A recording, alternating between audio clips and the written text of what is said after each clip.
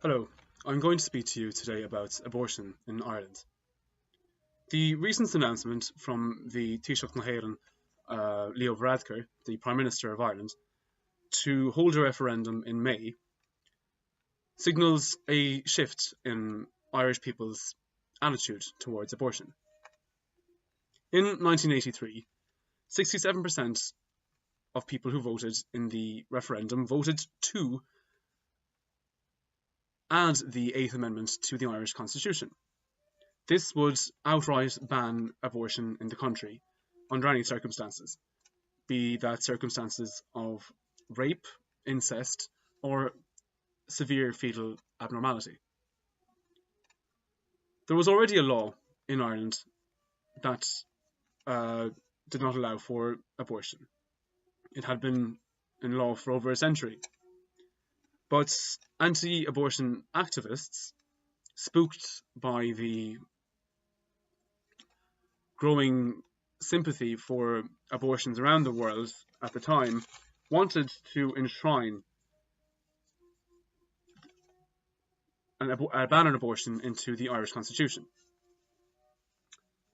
Now, 35 years later, the Prime Minister of Ireland, on Taoiseach na hÉireann, wants to change this. He not only wants to repeal this amendment, but he also wants to pass law to allow for abortions to take place in the country up to 12 weeks. Opinion polls show that the majority of Irish people share Mr. Varadkar's ideal. And the majority of Teach na Dála Irish MPs do too.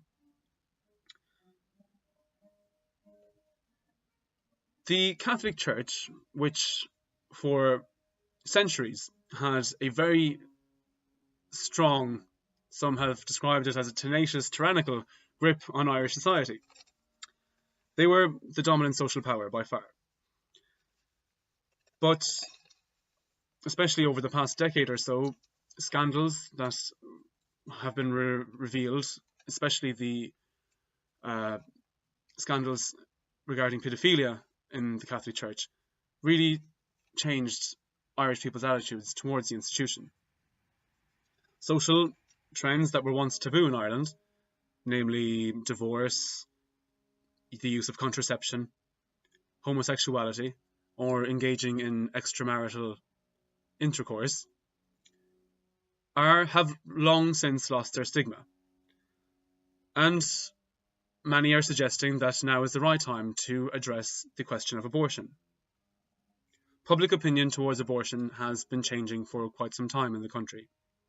Cases such as the X case in 1992, which saw a suicidal young 14-year-old girl being refused the right to travel to England to get an abortion, and cases such as that of the 31-year-old Indian citizen who was living in Ireland for quite some time, being refused an abortion and subsequently dying in University Hospital Galway, have helped to shift the Irish people's opinion on the matter.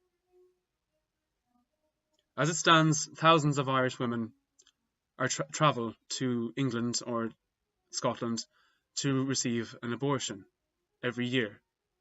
So perhaps it's about time that legislation in Ireland reflects the reality of the Irish society. Repealing the amendment shouldn't be that difficult. What may pose difficulties for the Taoiseach would be the introduction of a law that would allow for abortion up to 12 weeks. Because the vote in May is not about legalising abortion, it's about repealing the Eighth Amendment to allow for the legalisation of abortion. We will not be asked whether or not we want to legalise abortion on the ballot paper. Public opinion is already overwhelmingly in favour of abortion in cases of rape or incest. It's very difficult to prove that, however. And the fear that is arising is that people do not want to see an abortion on demand system. And that could be the sore point that could shift opinion in terms of actually legislating for abortion in Ireland. I was in Ireland over Christmas and I already saw the anti-abortion lobby, which has a formidable presence in the country, begin its argument. And if this case will be anything like the marriage referendum, we will see thousands upon thousands and thousands of Americans flood into the country in the lead up to the actual referendum itself. There's nothing like droves of Bible Belt Christian Americans to cheer up a gloomy Saturday in Ireland. So I'm sure we can look forward to seeing thousands of them come over again this time. Leo Varadkar leads a centre-right party in government in Ireland. And his decision to come out in favour of legislating for abortion was indeed a brave one.